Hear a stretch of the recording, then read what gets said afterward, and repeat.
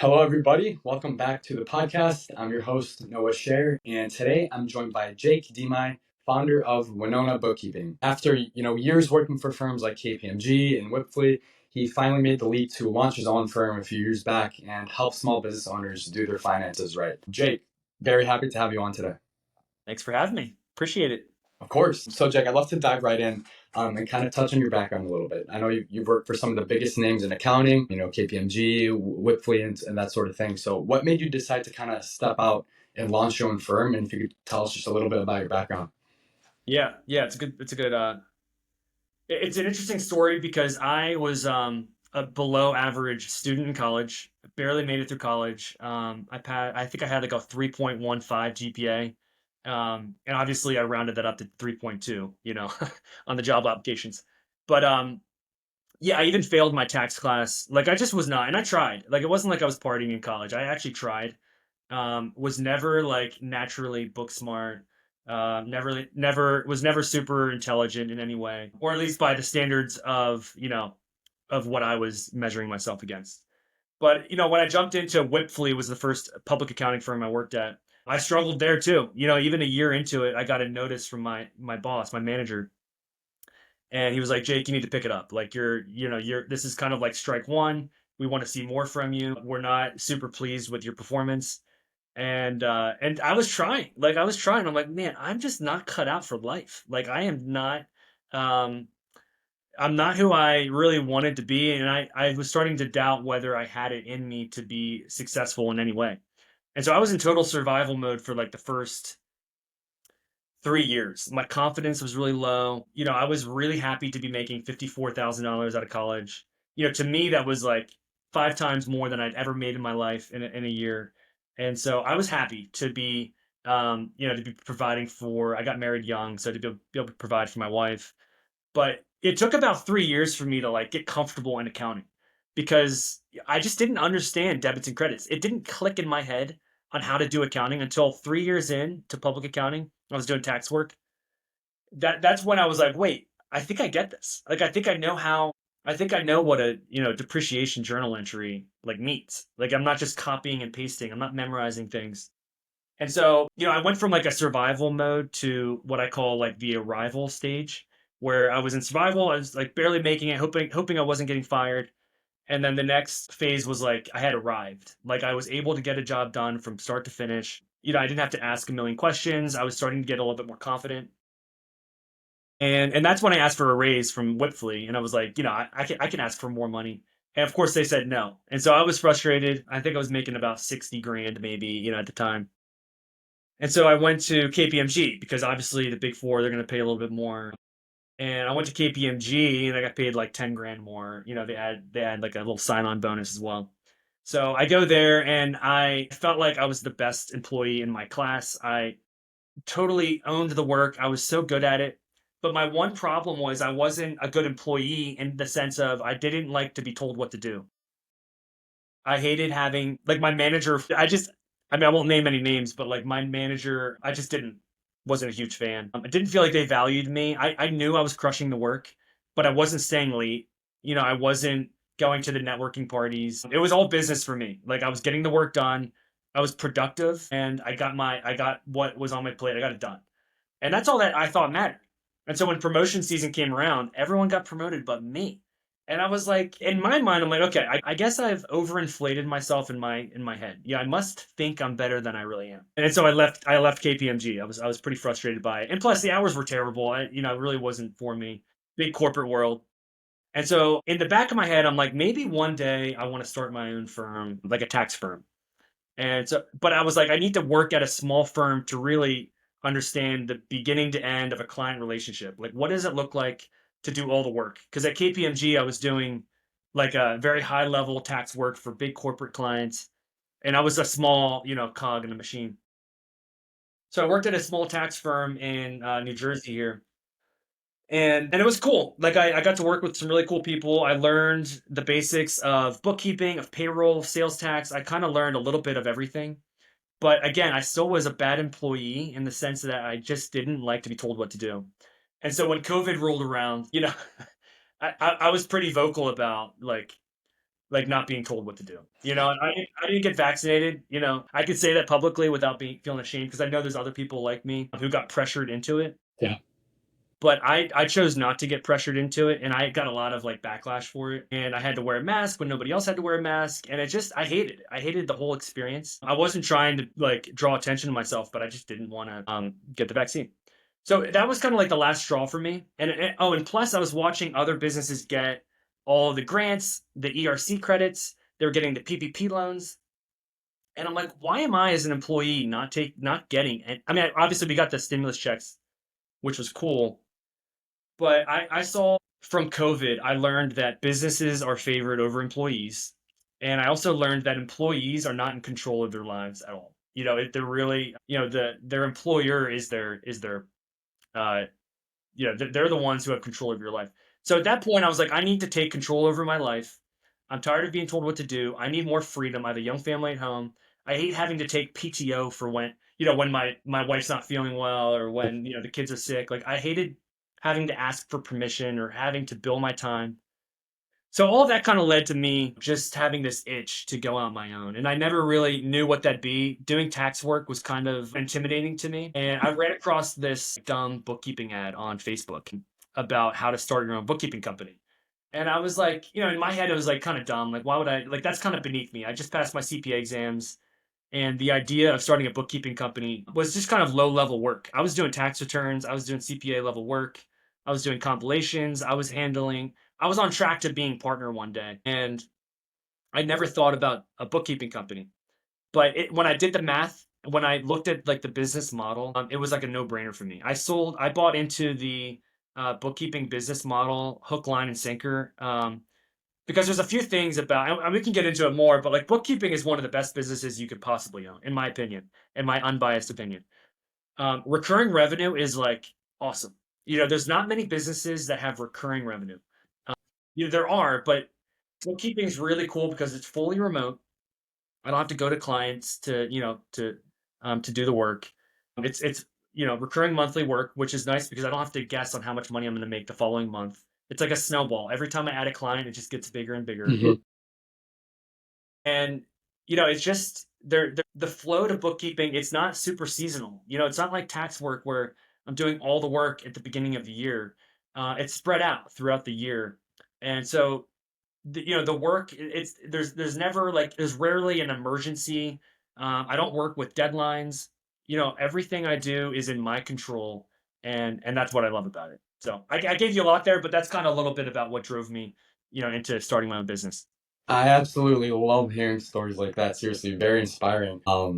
And I agree. I didn't get the COVID vaccine either. My parents wanted me to get it. They got it. I didn't fall for it. But also, bookkeeping is a great business because whoever really leaves their bookkeeper, your bookkeeper really has to mess up for you to leave them. So it's definitely a great business model, and I love hearing that journey. So I guess I'd like to ask you next is were there any challenges that you didn't see when you first started Winona that like obviously you had the ran the numbers and it all seemed like it would run well. But did you get into any, like difficulties, or did it kind of run smoothly in the beginning? Yeah, it just took a long time. Like from beginning, when I first started it, I thought that when I did that first social media post, I thought people would come in like, I thought everyone would need a bookkeeper and that I would get like 5 to 10 clients right away and I'd build on that. And within 6 months, I thought I'd be able to quit my job, but it just happened a lot slower than I thought. I think from start to finish, when I first started my side thing, it took about a year and a half for it to turn into a full-time gig. And so the process just happened a lot slower. But like I said, it was like a snowball. You add a client and they don't go away. And you get that monthly work. And then you add another client and it just builds on what you had before. And so, before you know it, you have 20, 30 clients where they're all paying you $500 a month. And you're able to, and then before you know it, it's like a real business. It's not just a side thing.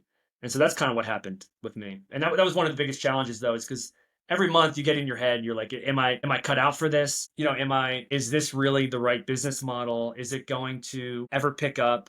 Because the work is the flow of when clients come to me is so unpredictable. Like I can't predict when somebody's going to call my phone, or I can't predict when uh you know I can't predict which business owner really needs bookkeeping because some business owners do their own bookkeeping. Some business owners already have bookkeepers. Some business owners don't care and they don't do any bookkeeping. So you can't really, it's not, yeah, it's just not something you can predict. And I didn't expect that going into it. Yeah, that's fair enough. I remember when I started my business, my biggest goal was to just get one client. And then as soon as I got my first client, I was not satisfied. I wanted more and more and more. And then, you get to a phase where you have enough clients where you start to build that confidence. But in the beginning, it's like, yeah, am I ever going to hit that number? So I definitely know what you mean. Um, so I'd love to kind of touch on a little more about your experience with the business. And I know you probably work with a lot of different small business owners and whatnot. And I know it's a pretty common theme that, people wait till tax time to, even look at their books some of the time. So is that something you see, or what are some of the biggest mistakes that you see from, smaller businesses? Yeah, it's kind of like bookkeeping, it's not hard. Like the work I do is not complicated. I'm categorizing transactions, I'm compiling it into some financial statements, and then I'm emailing them out on a month-to-month basis. And so I find that business owners, what happens is it's something that's easy becomes hard when you wait too long. When it becomes a very big project if you're not on top of it. And I think people underestimate the compounding issue that comes up from not staying on top of the bookkeeping work. And so I would say like not staying on top of it is a big mistake. And that's why people come to me. It's kind of like yeah, and I mean there's a number of reasons why you'd want to stay on top of it, but like I guess the point is if you wait too long it becomes hard. But another issue I see is when business owners they commingle their personal funds with their business funds. That's like the number one problem that I see is when business owners they just treat their business card like their personal card, and it makes bookkeeping a mess because instead of dealing with 100, 200 transactions a month, you're dealing with 400, 450 transactions per month, and you don't know which ones are business, which ones are personal, and that's just like that kills me as a bookkeeper because then you can't as a bookkeeper, it forces me to totally rely on the business owner to tell me, like, hey, this is personal, this wasn't, because I don't want to guess. Like as a bookkeeper, you don't want to have to guess. And some businesses will tell me, like, yeah, go ahead, you guess. We want you to guess to use your best judgment. And I'm like, all right, I'll try. But at the end of the day, if their personal stuff's in there, it just makes it so hard. Now, some of it's obvious. If they're shopping at if they're going golfing, like I know that's going to be like entertainment stuff. If they're going to a casino though, it's like okay, I know this is personal. I'll see stuff, Victoria's Secret, and it's like I can't believe people are putting this stuff on here. Yeah. So I kind of see it all, and I can use my own judgment, but it gets a little sticky and hairy when they're commingling everything. Yeah, absolutely. What's the craziest transaction you've ever seen someone put on their business card? Craziest transaction. I I don't know what it was, but I was dealing with this business owner, and he was married. Um, but he had like this like dating app on his or I don't even know, it wasn't even a dating app. It might have been, I don't know what it was. And listen, I don't care at all. Like I didn't even bring it up. But he called me in like panic mode and he was like, dude, like, he's like, I promise you this is not like what you think it is. And I'm like, dude, trust me, I don't care. Like I didn't even think twice about it. I put it to personal. Like I'm not here to judge your personal life. But, he was all, like, embarrassed about it, and I'm like, "It's fine, man. It's whatever your life. I'm just the bookkeeper. Yeah, I don't that's wanna be funny. anything more than that." That's funny. So Jake, do you guys have a team, or is it you running it solo at this point? Yeah, so I have a small team. I hired my sister actually about a year ago. Mhm. She didn't have any accounting experience, but I was kinda convinced in my head that I could train anybody, that I could take anybody who had an average work ethic, and I could make them into a bookkeeper. And so I use softwares like Loom, and I have, like, use spreadsheets to kinda manage the workflow, and I do all the training, so I'll record myself, and then I'll give it to the employee, and I'll have them, I'll have them, use that to do the work themselves. Because the thing with bookkeeping is, it's the same thing every month, and so if you can master the process in month 1 and 2, and if you can copy that process, then you can create a system. And my idea kind of comes from the book E-Myth Revisited. Have you ever heard of that book? I have not. You got to read that book. It is a must read. You have to listen to it actually. You can listen to it pretty easily. It's called E-Myth. And the whole idea about E-Myth is that if you create systems, you can fill those systems with anybody. And so he would use the example of like McDonald's and how They created a franchise not because they had the best burgers, not because they had the best French fries, but because they had the best systems. And they were able to replicate and duplicate those systems and create, thousands of hundreds of thousands of McDonald's. So, for me, I kind of bought that idea that, if I just create good systems, I can put anybody in that place. So I hired my sister. She worked for me for about a year. I'm actually phasing her out. And I just hired a full-time Filipino, offshore Filipino helper. And she's a CPA. She started with me last week, so she's pretty fresh, but she's really good. She's really good she knows exactly what to do. I have the same recordings that I had given my sister that I can give her. And so I have a pretty good system. I have about 50 clients that I service on a monthly basis. And honestly, I could do it all myself. Each client takes me about an hour or two, but I want to take it beyond 50 clients. Like I want to go to 100, 150 clients. Um, and so that's why I had to hire a team eventually to kind of separate myself from the business. Yeah, no, absolutely. I mean, that's the end goal, right? You start a business not to be in it forever, but to, like you said, set up systems and eventually be kind of that top oversight. And that is so true because even if you have great people, if you have broken systems, you're not going to have a successful firm. Yeah, and part of it too for me was I had to separate myself from the business. Like I'm taking a vacation at the end of this month, and I'm kind of terrified to be honest, because not because there's like going to be an immediate need, but there's just going to be built over over that week that I'm going to have to deal with in the following week because everything relies on me for the most part. And I really need to separate myself. I need to work on the business and not in the business, as that book would say. Hmm. And that's the key distinction of for me, that's kind of where I'm heading. I'm kind of in like the infancy stage of a business where it's kind of all me. It's pretty nitty gritty. I'm doing everything. I'm talking to every client. But to take it to the next level, I have to be able to hire a team, and I need to be able to take a week vacation. I need to be able to take a 3-week vacation, and I need the business to still survive without me. And so that's kind of the goal for me right now. Yeah, absolutely. And that should be the goal. You don't want to be working 100 hours a week forever when you start a business. That's the whole point is to, have success and freedom. So that kind of actually ties into my next question is this new ever evolving world of AI that we're in now, automations and all the buzz around all of this. So I guess, what are your thoughts on that? Are you guys incorporating AI? What's your take on, where the industry's going and where that means? Yeah, it's kind of a little scary, to be honest. I'm glad I'm not an employee because I think employees are going to get replaced faster than business owners. I I see AI as a tool, just like Excel spreadsheets were a tool, just like the internet's a tool, just like QuickBooks is a tool.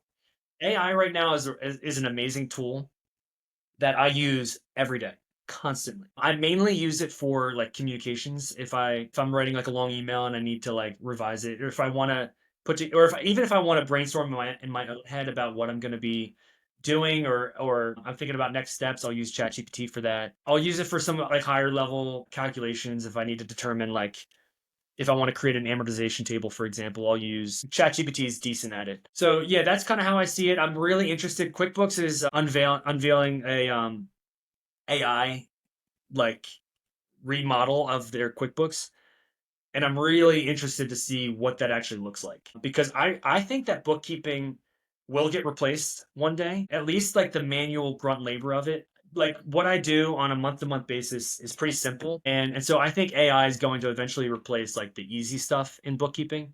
I think the smaller tweaks are going to be harder to replace, like the balance sheet adjustments, making sure everything makes sense. Just like the more complicated stuff is going to take a lot longer for AI to replace. Yeah. But I'm not fighting against it. Like I want to work with AI. I want to be on top of this wave, not, getting crushed by the wave of AI because it's inevitable. It's going to take over. And I am partially afraid slash partially excited to see what happens. Yeah, absolutely. A lot of firm owners, and I'll give you a little background on myself, just so you can understand where I'm coming from. I come from a family of accountants and CPAs and bookkeepers, literally everyone. So I naturally went into accounting, got my degree, worked in it for a little bit. I, like you said, I hated it. I hated being an employee. I hated listening to, the partners would tell me to do stuff. I didn't enjoy it. And a couple of my cousins, they were at the Deloitte and PwC. They hated it equally. And so we all left and we start a firm now where we implement AI into firms, right? And Okay. the biggest concern we get is, that people think it's going to make them obsolete or get rid of them. And that's not the case at all. It's the people who use AI are going to come out ahead of the people who don't. I don't see bookkeeping going anywhere. Like the same way data entry, can be automated and it probably will. Maybe some flows of bookkeeping will be the same, but the actual firms of bookkeeping are not going anywhere. People are going to continue going to bookkeeping businesses because no one wants to just subscribe to some bookkeeping AI for it's probably gonna be like $20 a month. No one's going to trust that, right? You still need the human connection with the clients, and maybe the manual work will get automated. But I think people need to get over this fear of AI is going to make me obsolete or replace me totally. And like you said, if you're an employee, a lot of jobs, yes, will probably get automated. Sorry, but for business owners, I don't think it should be something that they're too worried about. As long as you're kind of staying ahead of everyone else, essentially, especially in this very old industry that we're in. Yeah. If you're an employee, you need to stay on top of it. You just have to. I mean, it's going to be like if you can become, if you're an employee, if I was an employee, I would want to be the AI guru. Like I would want to be testing everything out with AI. I would ask for permission from my employer to like experiment with it on the side because it just, it's moving so rapidly. And if you're a year behind or 2 years behind, it's going to be game over for you in a lot of ways. And so I think it's just really important to be aware of it because every month, every year, it's just going to rapidly improve. Yeah, totally. Jay, so you've done work for real estate, non for profits, private equity firms, and now you're running your own firm.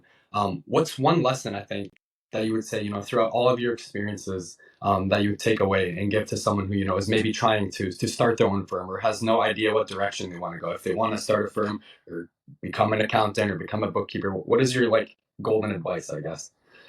Yeah, yeah, it's a good question. Yeah, I guess like especially to accountants out there. I feel like accountants are typically risk averse. Accountants like, we went into accounting because we wanted a stable income, right? Like we wanted a stable business. We wanted to be needed. We didn't want to lose our jobs. Like it was kind of like a fear-based thing in a lot of ways. I would advise people, especially accountants, if you have a few years of experience, you have to start a bookkeeping company. Like you just have to. If you're making under $100,000 per year and you've been working in accounting for 3 or 4 years, bookkeeping is your way out of this hamster wheel of employment that you're in. Being an employee is one of the biggest traps I think you could find yourself in. My life went from a 3 out of 10 to, I'm not even kidding, like an 8 or 9 out of 10. Just from changing from being an employee to being my own boss. Not because I don't work. Like I actually work harder, but the difference in being able to control my own schedule, to be able to make as much money as I want to make, Yeah. to be able to choose the jobs I want to work on, like that has changed everything for me. And so I guess it's not really advice. It's more of just like you have to just do it. You have to just jump into this game. You have to get started. Stop being afraid of the risks. Stop worrying about all of the small details. Don't get stuck in the analysis paralysis.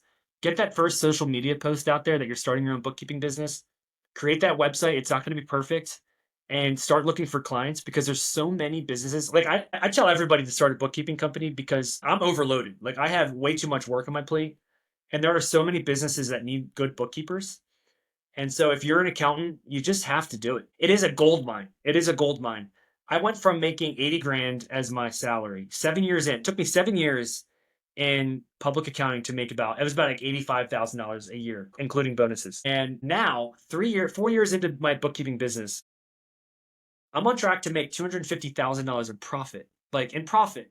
And listen, I'm not trying to brag. I'm just Oh saying, like, yeah. I was a below average person. I was a below average employee. Like, I went through all that with you.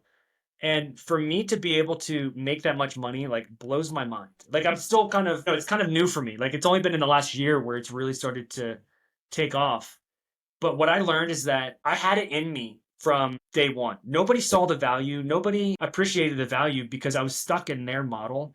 When I was able to break free from their box when I was able to create my own business, my own jobs, and structure it around my skills, my strengths, that's when the true value was unleashed, and that's when I was able to make the amount of money I made.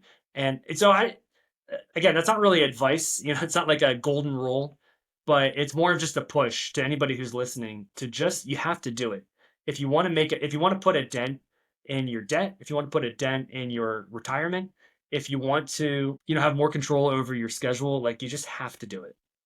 Yeah. No, that's Yeah, that. that's pretty much my spiel on it. I'm actually I'm actually writing a book. I'm writing a book about all this. I saw that. Please tell me more about that. Yeah, I'm actually writing a book on how to escape your firm because I think it is a trap. Like I said, it's a trap to be an employee. Being an employee is the worst. And I kind of explain a little bit more about my journey from how I left the firm because I didn't leave cold turkey. Like it wasn't like I walked into um my boss's office and asked for, it's like I quit, and then the next day started my business. I phased into it. I quit my Fridays, and so I was working 32 hours a week for a while, and then I quit my Tuesdays and Wednesdays, and I was only working 24 or I was working 16 hours a week. And so I phased out of my full-time job and I was able to start my business on the side and slowly grow it. So this book talks a little bit more about how to do that and kind of the steps that I took and the things that I would recommend if you're looking to start your own bookkeeping company. And it's specifically tailored to accountants who are kind of tired of the tax seasons, who want to have a more consistent work schedule, um, but at the same time want an exciting career. Because I found that when I graduated college, everyone told me about two options. You had the option of working in public accounting, or you had the option of working in corporate, in like a private at a company working in their accounting department. And the accounting department, corporate accounting, like that sounded boring to me, and so I didn't go that route. And then public accounting was exciting, but it was just too seasonal for me. Hmm. And nobody told me about bookkeeping. Nobody told me about the third option of starting your own bookkeeping company because bookkeeping has always been seen as like a low level, like admin, glorified secretary role. But when you own a bookkeeping business, there's incredible potential behind it, and the skills required uh, are minimal. I mean, I passed my CPA exams, and that does help. I'm not a CPA because I don't have my college credits, but it's something that anybody who's in the accounting world can do. So Yeah. that's kind of what it's about. No, that's very inspirational. When is the book dropping? It's a work in process. I don't really know. I think within 30 days it'll be out. Maybe Very maybe nice. earlier. Yeah, I'm making pretty good progress on it. Hell yeah. So I guess my question after that is, do you think you need like a lot of how much experience would you say someone needs? After let's say they majored in accounting and got their degree, do you think they need like 4 years, or could they immediately start? Or what do you think? Yeah, I mean, I guess I only know from my experience. When I was talking about when I first started, I didn't really know what I was doing. I was struggling. I think I needed to go through that for a few years to really understand the debits and credits, to really be pushed to understand like how accounting actually works. I think that is important because it didn't stick in my head when I was in school. Like it didn't click. And so I think it's different for everybody. For me, I needed to be pushed. I needed to learn from other CPAs in the beginning. And working at a public accounting firm allowed me to really develop those skills, and it helped me. Now, I think I could have started my bookkeeping company 3 years earlier than I did.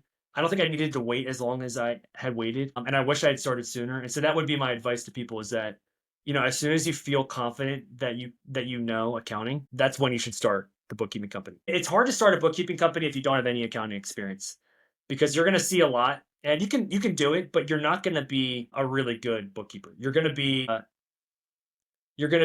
average in terms of quality, in terms of like uh, ability to be able to handle complicated jobs.